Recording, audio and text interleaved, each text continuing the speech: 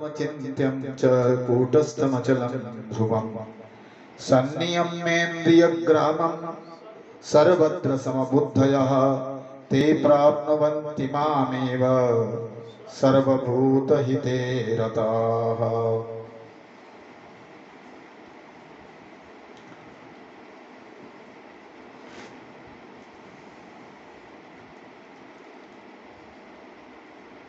भगवान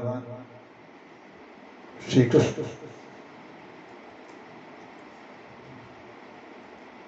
अर्जुनशील अर्जुन से कहते हैं,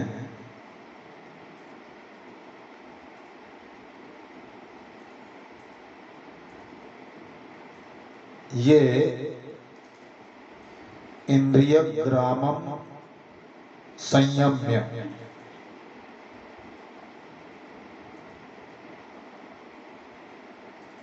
ये जो साधक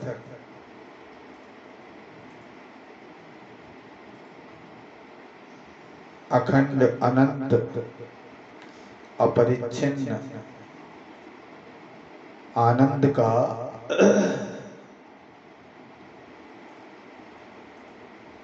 अनुभव करने के अभिलाषी, जो साधक, जो मुमुक्षु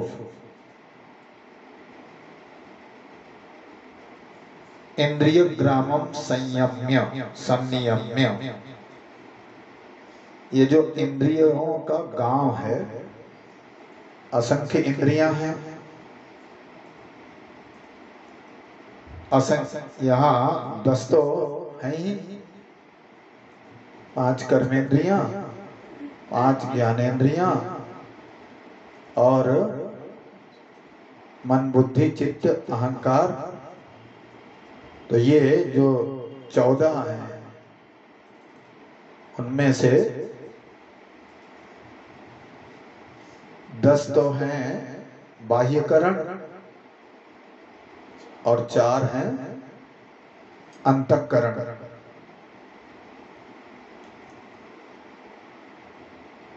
इन इंद्रियों को संनियम्य, संनियम्य का अर्थ है इनको रोक के, विषय ग्रहणाय इंद्रियेषु चलितेषु मनोपि चलति।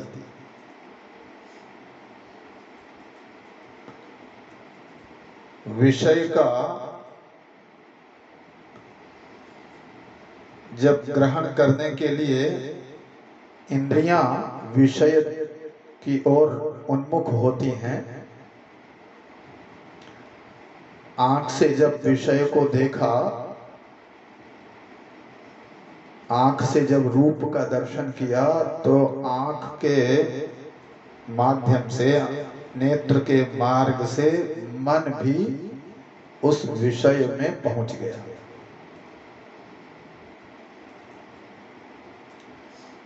तो और जब मन विषय देश में पहुंच गया, तो जो मन समाहित था,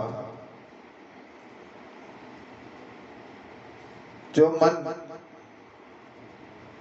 अंदर था, अंतर्मुख था, और वो मन बहिर्मुख हो गया, विषय से वो एकाकार हो गया। तो इस प्रकार समाधिर विद्यते, इसका फल क्या हुआ? वो जो समाधि है, जो मन समाहित था,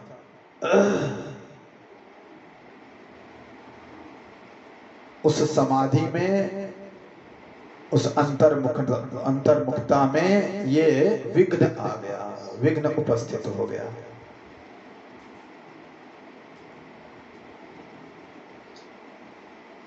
अंतर्मुखता में विघ्न उपस्थित हो गया।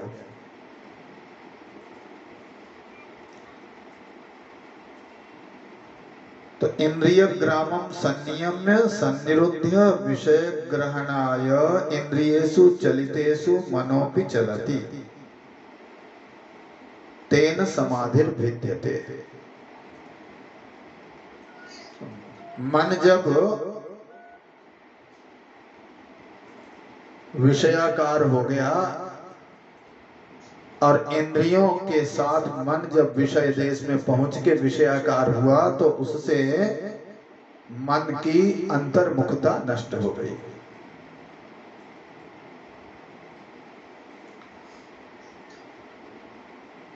तो क्या करते हैं? तत इंद्रियाणाम विषय ग्रहण वैमुख्यम संपाद्य। तो जो साधक हैं वो क्या करते हैं? इंद्रियों की जो विषय ग्रहणता है, इंद्रियां जो विषय की ओर दौड़ रही हैं, उसको विषय की ओर से शब्द स्पर्श रूप रस गंध से उनको हटा के उनको उससे विमुख करके और उन्हें अंतर्मुख कर लेते हैं। इंद्रियों का स्वभाव है बहिर्मुख होने का। बहिर्मुख होना, विषयों की ओर जाना, ये इंद्रियों के स्वभाव में है। और जो साधक हैं उन्हें हठपूर्वक, जब वे, जैसे कोई बच्चे का स्वभाव है वो बार बार माँ की गोद से उतर के और इधर उधर भागता है चपलता पूर्वक, तो माँ कहीं इसे चोट न लग जाए, इसको कोई हानि न पहुंचे, तो माँ उसे उठा उठा के फिर गोदी में बिठा लेती है, फिर लिटा लेती है, आंचल में छुपा लेती है। इसी प्रकार साधक इंद्रियां जब बहिर्मुख होती हैं तो उन्हें बार बार अंतर्मुख करने का प्रयास करता है, उन्हें विषयों की ओर जाने से रोकता है, विषयों के अभिमुख नहीं होने देता है। तो इंद्रियां जब विषयाभिमुख नहीं होती हैं तो उनके साथ साथ उनके गोलक से निकलने का मन को भी मार्ग प्राप्त नहीं होता है और वो भी अंतर्मुख बना रहता है। ये यहां पर कह रहे हैं तत् इंद्रियाणाम विषय ग्रहण वैमुख्यम संपाद्य। ये संनियम्य का अर्थ है। संनियमेन्द्रिय ग्रामम, इस प्रकार से इंद्रिय ग्राम को विषय विमुख करके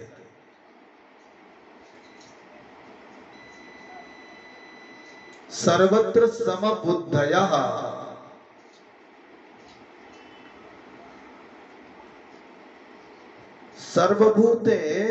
सर्वभूत हिते रताः सन्तः। सर्वभूत हिते रताः, सर्वभूत हिते का मतलब मशक पिपीलिका दीनां च सर्वेषां भूतानां हिते उपद्रवानाचरणे रताः निरताः सन्तः।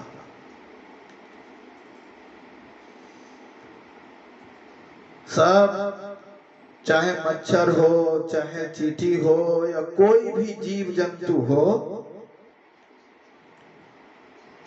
सब प्राणियों के हिताचरण में किसी का अपकार नहीं करते हैं, किसी को सताते नहीं हैं, किसी को कष्ट नहीं देते हैं, क्योंकि सब में अपने प्रेमास्पद, परम प्रेमास्पद आत्मा का ही दर्शन करते हैं। और जब अपने परम प्रेमास्पद आत्मा का ही दर्शन करेंगे तो अपने को कौन सताना चाहता है ना? और जब अपने को कोई सताना नहीं चाहता है, जब अपनी आत्मा का सब में दर्शन कर रहे हैं, तो फिर किसी को सताना नहीं चाहेंगे। और इस प्रकार सर्वभूत हिते रता।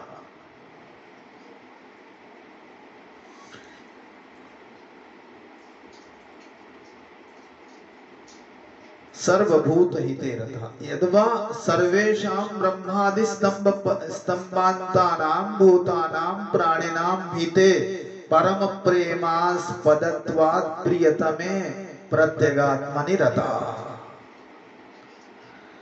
या फिर सब कौन? ब्रह्मा से लेके स्तंभ पर्यंत तक,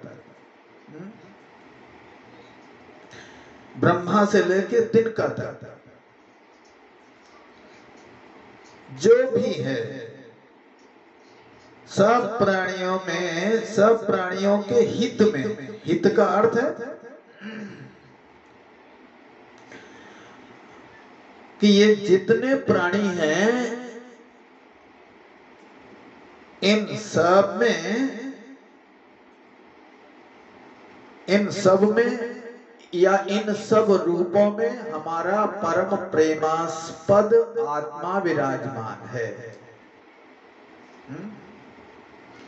इन सब रूपों में हमारा परम प्रेमास्पद आत्मा विराजमान है, इसलिए उसमें प्रत्यगात्मनि, इसलिए उस परम प्रेमास्पद आत्मा में वे निरत रहते हैं।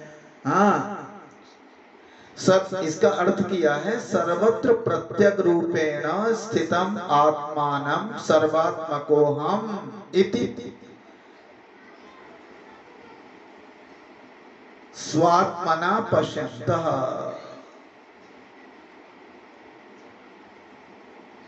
परम प्रेमास्पदत्वात्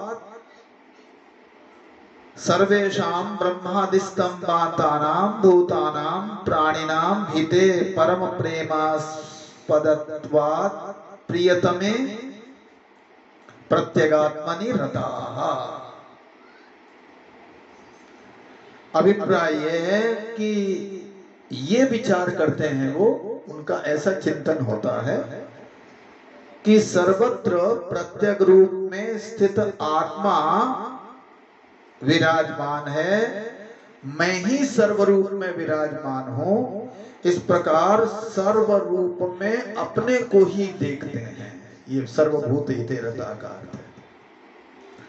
हाँ, इन सब रूपों में मैं ही विराजमान हूं।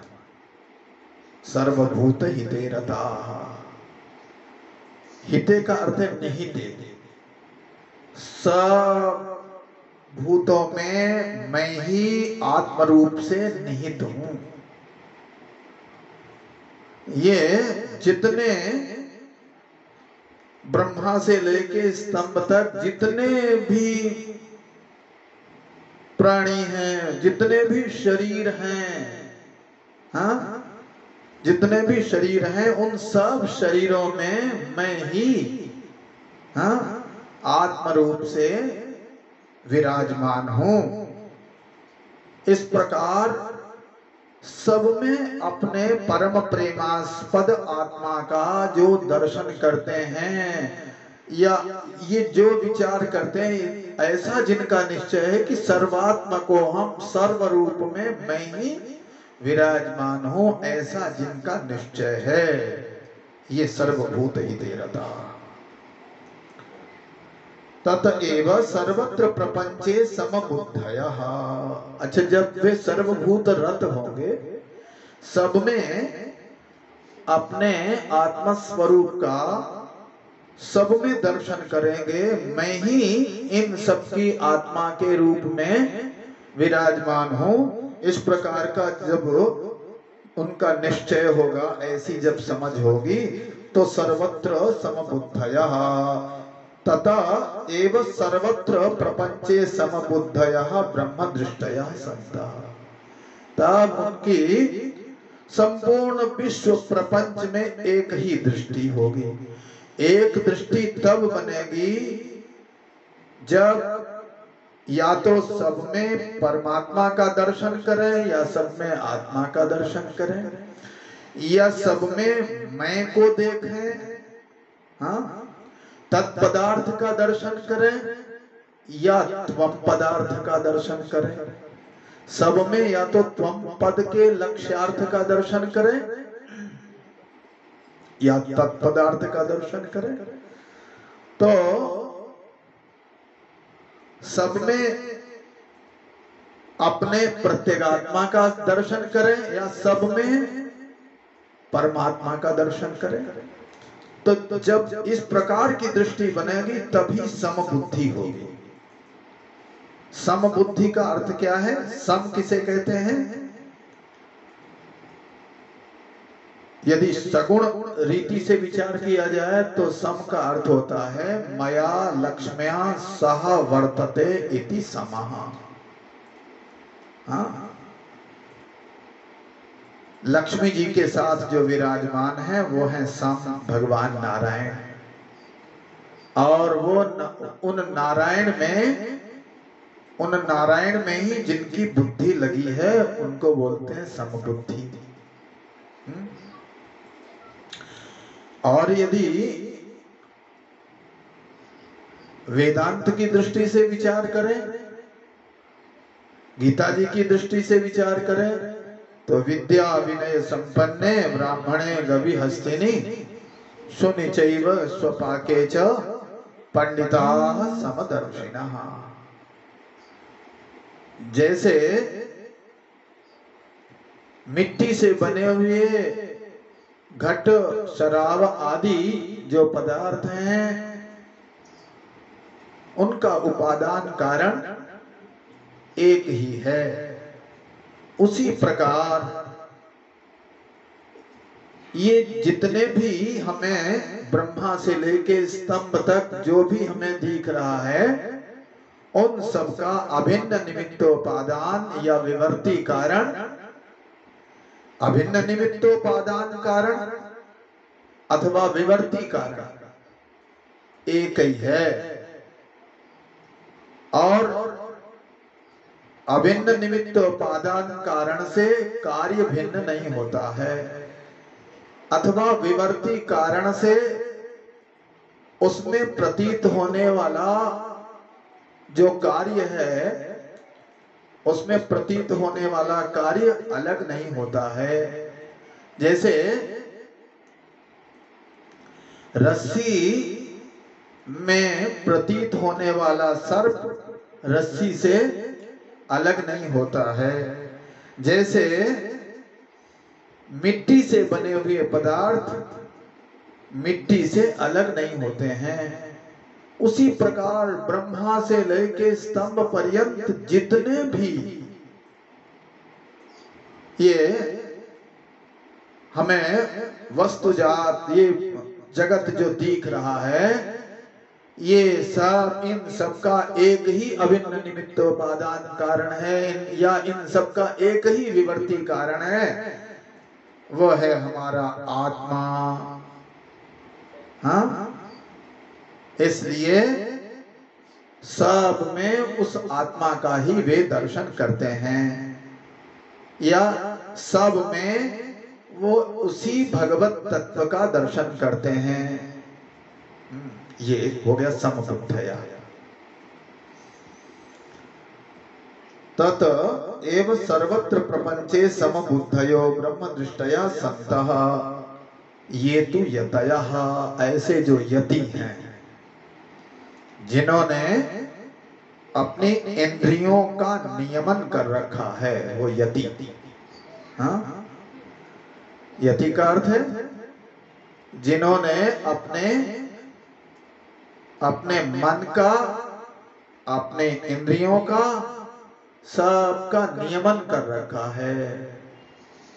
और यही पुरुषार्थ है कि जिसका स्वभाव बहिर्मुख है उसको हम अंतर्मुख बना दें। परांची खान व्यतीर्ण स्वयंभू, विधाता ने इंद्रियों की रचना की और इन्हें बहिर्मुख बना दिया। और इन इंद्रियों को बहिर्मुख बना के इनकी हिंसा कर दी। तो इनको, इन इंद्रियों को, जो बहिर्मुख इंद्रियां हैं, इन्हें जो अंतर्मुख कर ले और इनके मार्ग से बाहर होने वाले, विषय देश में जाकर विषयाकार बनने वाले मन को जो अंतर्मुख कर ले, उसे समाहित कर ले, वही सच्चा पुरुषार्थी है और वही यति है। तो यतयः ब्रह्मविदः स्वयं अव्यक्तम, अव्यक्तम शब्द स्पर्श रूपाद्य भावान न व्यज्यते। ऐसे जो यति हैं वे उस अक्षर तत्व की उपासना करते हैं। ये बता रहे हैं। पहले तो ये है संयमेन्द्रिय ग्रामम सर्वत्र समबुद्धयः। ऐसे जो यति हैं वो किसकी उपासना करते हैं? अक्षरम अनिर्देश्यम अव्यक्तम पर्युपासते सर्वत्र गम चिन्त्यम च कूटस्थम अचलम ध्रुवम। कैसे अक्षर ब्रह्म की उपासना करते हैं? वो जो अनिर्देश्य है, अव्यक्त है, सर्वत्र जो व्यापक है, जो अचिंत्य है, कूटस्थ है, अचल है, ध्रुव है, ऐसे अक्षर ब्रह्म की जो यति उपासना किया करते हैं। तो अब वो बता रहे हैं कि अव्यक्त किसे कहते हैं। यहां अर्जुन ने यही प्रश्न किया था, ये अक्षरम अनिर्देश्यम अव्यक्तम पर्युपासते। पहले प्रश्न किया था अर्जुन ने। हाँ, एवं सतत युक्ता ये भक्तास्त्वाम पर्युपासते ये चाप्यक्षरम अव्यक्तम तेषाम के योगवित्तमाः। ये चाप्यक्षरम अव्यक्तम, जो अक्षर की उपासना करते हैं, जो अक्षर अव्यक्त है, जो अभिव्यक्त नहीं होता है इंद्रियों के द्वारा, तो ऐसे अक्षर की जो उपासना करते हैं और जो सगुण ब्रह्म की उपासना करते हैं, उनमें श्रेष्ठ कौन है, श्रेष्ठ योगविद कौन है, ये प्रश्न किया था। तो अब वही बता रहे हैं कि अक्षर ब्रह्म की जो उपासना करते हैं, कैसा अक्षर, कैसे उपासना करते हैं, ये तो बता दिया। ये यति लोग किस तरह से उपासना करते हैं? पहले तो संयमेन्द्रिय ग्रामम, दूसरे सर्वत्र समबुद्धयः, और तीसरा सर्वभूत हिते रताः सन्तः। तो ये तीन बातें हुई। इंद्रिय ग्राम का संयमन करके और सब में एक ही आत्मा का दर्शन करके सर्वत्र समबुद्धयः और सर्वभूत हिते रताः। और सर्वभूत हिते रता का अर्थ है कि किसी का अहित नहीं करते हैं, किसी का अपकार नहीं करते हैं, क्योंकि सर्वत्र समबुद्धयः हैं। ये दोनों एक दूसरे के कारण बन जाते हैं। हाँ, सर्वत्र समबुद्धि हैं, सब में आत्म स्वरूप का, अपने स्वरूप का मैं ही सर्वरूप में विद्यमान हूं। हाँ, सर्वत्र समबुद्धया है ना, सर्वत्र समबुद्धया, सब में अपने परम प्रेमास्पद आत्मा का दर्शन करने के कारण, सब में अपने परम प्रेमास्पद आत्मा की बुद्धि होने के कारण, दृष्टि होने के कारण, हाँ, इसलिए सर्वभूत हिते रता। ऐसे लगा लो इसको सीधे सीधे। इसलिए वो सर्वभूत हिते रता, वो किसी का अहित करते ही नहीं। अपना अहित कौन करना चाहेगा? जो सब में अपने आत्मा को ही देख रहे हैं, सब में अपने आत्मा का ही दर्शन कर रहे हैं, तो फिर अपना अहित क्यों करेंगे? इसलिए किसी का अपकार नहीं करते हैं, किसी को क्लेश नहीं देते हैं, किसी को कष्ट नहीं देते, यहाँ तक कि मच्छर, हाँ, चींटी, बर्रैया, सांप, जो हिंसक हैं उनका भी अपकार नहीं करते हैं। जो हिंसक जीव हैं वो भी आ जाए, सांप भी आ जाए सामने, तो उसको भी लाठी से मारेंगे नहीं। ठीक है भाई, उसको जहां जाना हो वो चला जाए, उसको जहां जाना है वहां। हमारा जो है वो हम काम कर रहे हैं, जो भगवान ने हमें दिया है अभिनय, वो हम कर रहे हैं, और इसको जैसा शरीर मिला है वो ये कर रहा है। लेकिन इसके भीतर जो आत्मा है, जो इसे चेतना देने वाला है, जो इसके भीतर क्रोध का प्रकाशन कर रहा है, जो इसके भीतर तमोगुण को प्रकाशित कर रहा है, वो प्रकाशित करने वाला प्रत्येगात्मा एक ही है। जो इसके भीतर आत्मा है वही हमारे भीतर है। तो जब एक ही रूप है, हाँ, तो फिर इसका अहित क्यों करें? ये तो हमारा ही स्वरूप है। तो इसलिए सर्वभूत हिते रता, ये यहां पर कह रहे हैं। इस प्रकार से जो उपासना, जो यति उपासना करते हैं, किसकी करते हैं उपासना? तो बोले अक्षर ब्रह्म की उपासना करते हैं। वो है कैसा अक्षर ब्रह्म जिसकी उपासना करते हैं? अब वो बता रहे हैं, 7 हैं विशेषण। हाँ, देखो आप 7 हैं कि नहीं? हाँ, एक तो अक्षर, पहले है अनिर्देश, फिर अव्यक्तम पर्युपासते, ये कितना हुआ? अनिर्देश, अव्यक्त, सर्वत्रगम, अचिंत्यम, कूटस्थम, अचलम, ध्रुवम। कितने हुए? 7 हो गए ना? अक्षर को छोड़ दे तो, है ना? तो अक्षर हो गया विशेष, और ये हो गए विशेषण। तो ये जो 7 है,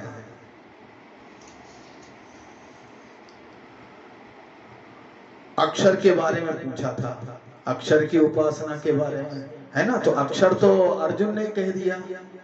अब यहाँ पर भगवान ने ये कहा कि तुमने तो केवल अव्यक्त ही कहा था, ये हाँ, चाप्यक्षरम अव्यक्तम तेसाम के योगवित्तमाः, जो अक्षर ब्रह्म अव्यक्त है उसकी जो उपासना करते हैं, और जो सगुण ब्रह्म की उपासना करते हैं, उनमें श्रेष्ठतम कौन है? तो अर्जुन ने तो एक ही विशेषण दिया था अक्षर के लिए, अव्यक्त, और भगवान ने यहां दे दिए 7। 7 दे दिए। तो पहला है अव्यक्तम। अव्यक्तम का अर्थ है शब्द स्पर्श रूपाद्य भावान न व्यज्यत इति अव्यक्तम। किसी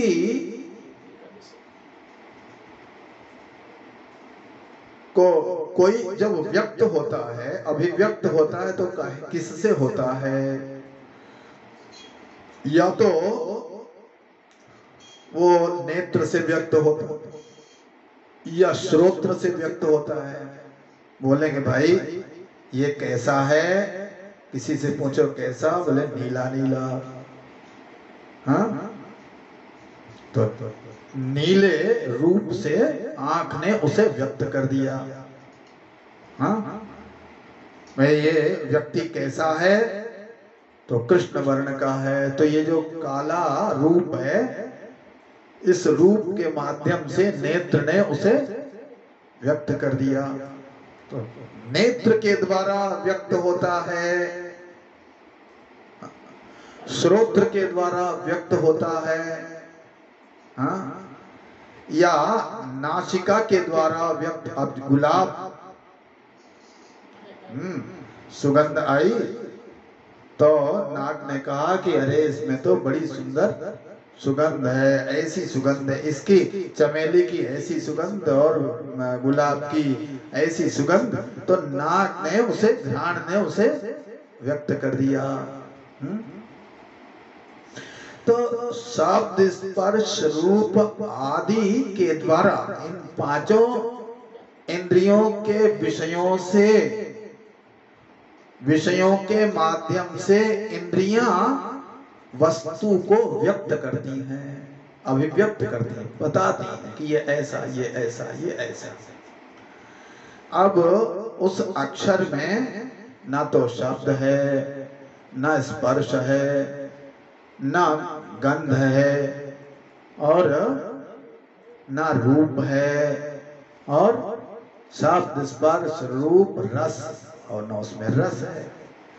तो अब उसे न तो आंखें व्यक्त कर सकती हैं, न कान उसे व्यक्त कर सकते हैं, न उसे जीभ बता सकती है, हाँ।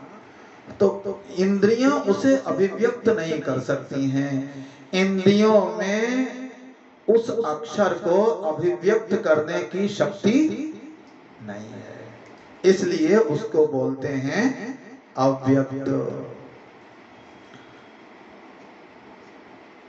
सर्वेंद्रिया गोचरम। अब वो अव्यक्त है, इसीलिए वो अनिर्देश्य है, अनिर्देश्य है। अच्छा, निर्देश व्यक्ति का कैसे किया जाता है? तो निर्देश होता है नाम, रूप, जाति, गुण, क्रिया, इन सब से निर्देश होता है। किसी को बताया जाएगा कि भाई ये कौन, किसी ने पूछा कौन, तो नाम से उसका निर्देश होगा, हाँ? ये इसका अमुक नाम है, इसका नाम है राम मोहन, हाँ?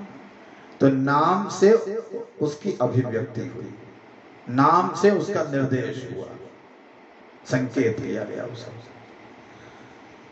अच्छा,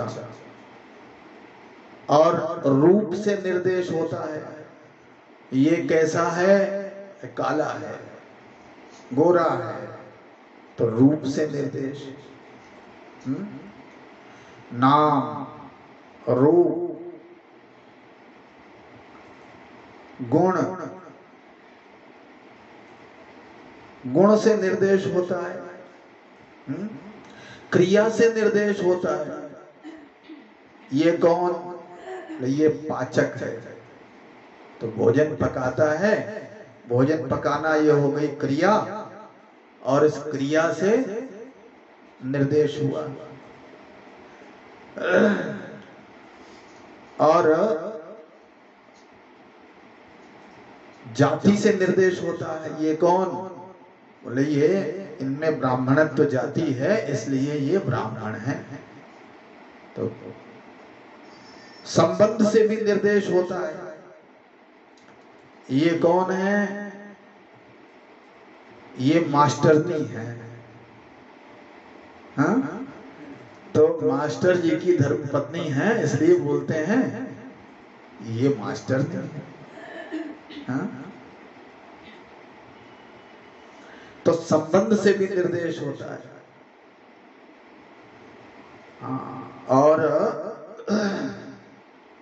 नाम, रूप, क्रिया, जाति, संबंध, ये सब, इन सब से निर्देश हुआ करता है।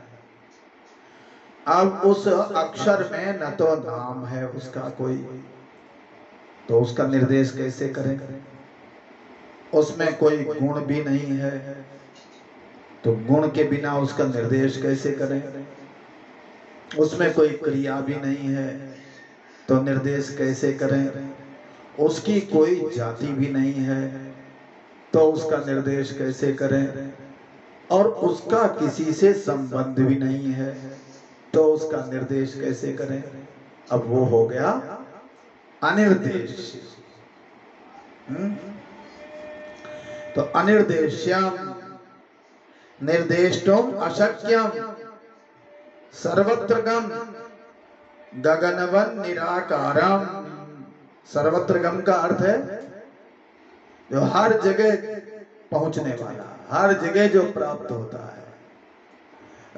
सर्वत्रगम, सर्वत्र जिसकी गति है। तो सर्वत्र गति किसकी होगी? जो सर्वत्र विराजमान है। तो सर्वत्र, सर्वत्रगम का अर्थ है आकाश के समान जो व्यापक है, वो अक्षर। गगनमन निराकारम। यदि उसका कोई एक विशेष आकार होगा, यदि उसका कोई एक विशेष आकार होगा, तो वो व्यापक नहीं होगा। हाँ, तो वो सर्वत्रगम नहीं होगा। तो एक देश में रहेगा वो।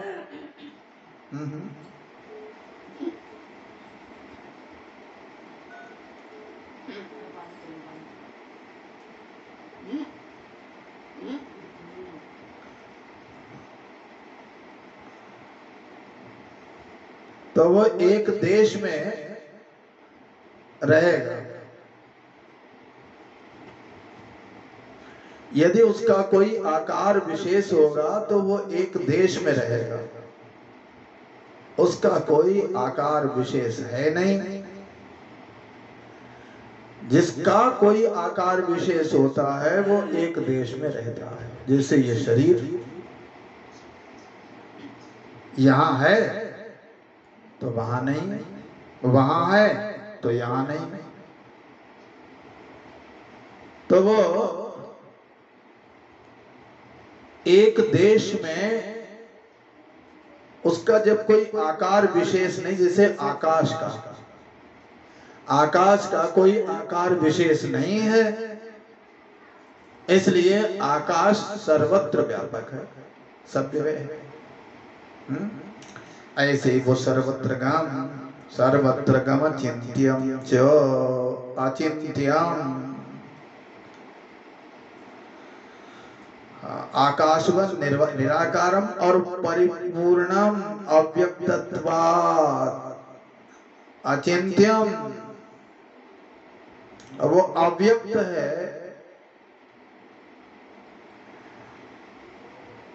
इसलिए अचिंत्य है। चिंतन उसका होता है जो व्यक्त होता है, और जो व्यक्त नहीं है, मान लो हमने कोई वस्तु देखी है या कुछ सुना है या किसी को छुआ है, हाँ, तो हम उसका, अब वो हमारे सामने नहीं है तो बैठ के चिंतन करें उसका। अब जिसे हमने न देखा न सुना,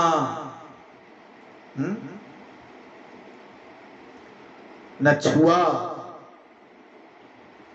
न सूंघा न उसका रस लिया, तो चिंतन फिर काहे का करेंगे? तो वो अचिंत्य हो गया। तो वो जो अक्षर है वो सर्वत्रगम है। सर्वत्रगम का अर्थ है आकाश के समान परिपूर्ण। जैसे आकाश सबके भीतर है, सबके बाहर है, भीतर भी है और बाहर भी है, उसी प्रकार जो अक्षर तत्व सबके भीतर सबके बाहर, हाँ, पूर्व में भी है, पश्चिम में भी है, दक्षिण में भी है, उत्तर में भी है, हाँ, ऊपर भी है, नीचे भी है, सर्वत्र जो परिपूर्ण है, सब ओर से जो परिपूर्ण है, हाँ, उसको बोलते हैं सर्वत्रगम। सर्वत्रगम अचिंत्यम च। और वो अचिंत्य, अचिंत्य क्यों है? हाँ, अव्यक्त है, इसलिए वो अचिंत्य है। सर्वत्रगम चिंत्यम च कूटस्थम अचलम ध्रुवम, और वो कूटस्थ है। कूटस्थ का अर्थ है कूटवत् अकम्प्यतया तिष्ठति इति कूटस्थम। कूटवत् अकम्प्यतया तिष्ठति, जैसे कूट होता है वो लोहे का बड़ा सा टुकड़ा जो लोहार के घर के आगे पड़ा रहता है, बड़ा लोहा निहाई। अब वो बहुत बड़ा लोहा और उस पर इतना बड़ा खुरपा और हसिया रख के और वो पीटता है। हाँ, तो हसिया और खुरपा तो छिटक छिटक के इधर उधर हो जाता है। हाँ, परंतु वो बड़ा टुकड़ा वो हिलता भी नहीं है, वो वहीं का वहीं गड़ा रहता है, बिल्कुल उसमें कंपन नहीं होता है। हाँ, तो ऐसे ही जो जिसमें कोई कंपन नहीं है, जो अपने अपने सच्चिदानंद स्वरूप में सदा सर्वदा विराजमान है, वह अक्षर सत्य। वो कूटस्थ है।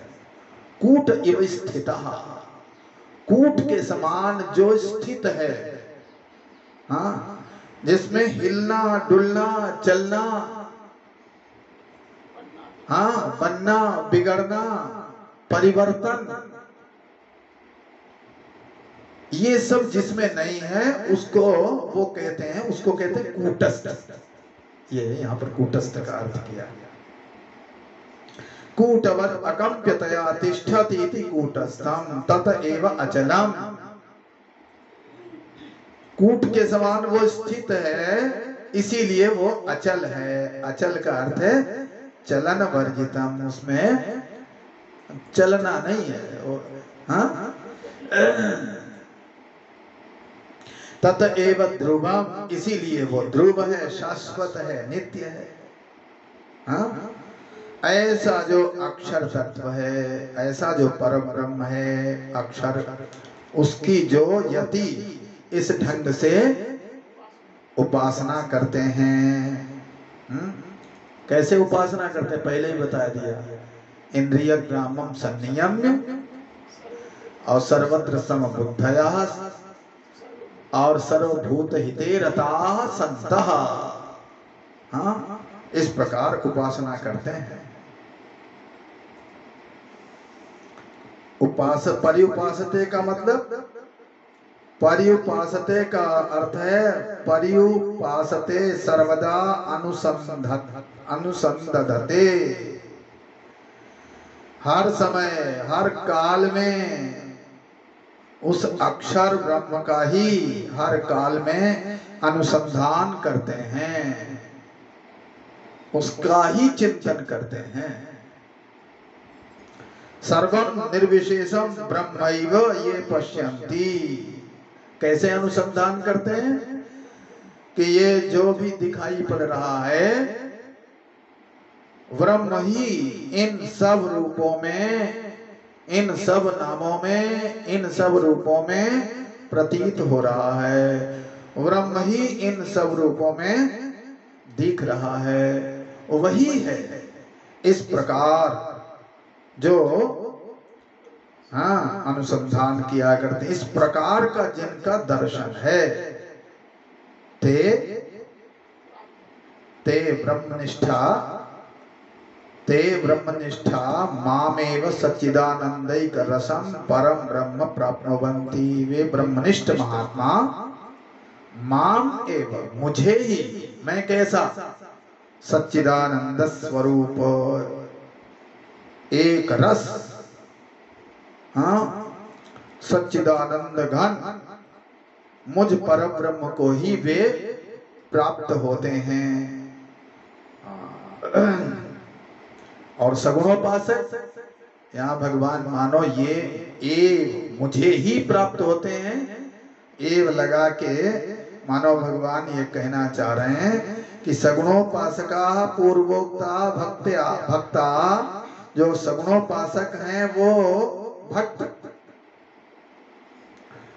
जो सगुण की उपासना करते हैं वो पहले अग्न्यादि देवान प्राप्य क्रमेण माम प्राप्नुवन्ति, पहले वो अग्नि आदि देवताओं को प्राप्त करके क्रमशः मुझे प्राप्त करते हैं। परंतु जो अक्षर ब्रह्म के उपासक हैं वो सीधे सीधे हमें ही प्राप्त होते हैं। जैसे दूसरों की अपेक्षा, जिसे राजा का सान्निध्य मिला हुआ है, जिसे राजा का सान्निध्य मिला हुआ है, वो दूसरों की अपेक्षा उसको राजा की प्राप्ति पहले होगी और दूसरे क्रम से, अरे भाई उसके पास जाओ, उस अधिकारी के पास जाओ, उससे मिलो तब राजा से मिलेगा, है ना? ये कह रहे हैं। तो एतेना तेन युक्त तमत्वम पूर्वेशाम औपचारिकाम, इसलिए ये जो ते में युक्त तमा मताह कह रहे हैं तो ये औपचारिक युक्त तमत्व है। ये औपचारिक युक्त तमत्व कहने का अभिप्राय क्या है कि अर्जुन को सगुणोपासना के वो अधिकारी हैं, और इसलिए क्योंकि अभी अधिकारी सगुणोपासना के हैं और निर्गुणोपासना को यदि हम श्रेष्ठतम कहेंगे तो क्या होगा? तो अर्जुन की महत्व बुद्धि निर्गुणोपासना में होगी और सगुणोपासना में उनकी महत्व बुद्धि नहीं बनेगी, और महत्व बुद्धि नहीं बनेगी तो साधन नहीं बनेगा, साधन नहीं बनेगा तो भली प्रकार से उनका तीव्र वैराग्य अंतःकरण का भली प्रकार शोधन नहीं होगा। इसलिए भगवान ने वहां पर कह दिया कि ते में युक्त तमा मता, यहाँ ये इसलिए भगवान कह रहे हैं। तो इसलिए तेने एतेन सदसद विवेकवताम पंडितानाम शुद्धात्मनाम तीव्र मोक्षेच्छावताम सर्वकर्म संन्यास पूर्वकम श्रवणादिना ब्रह्म ज्ञात्वा तदुपास्ति देव कर्तव्या विदेह कैवल्य सिद्धये इति सूचितं भवति। श्री कृष्णार्पणमस्तु। श्री कृष्ण गोविंद हरे मुरारे, हे नाथ नारायण वासुदेव।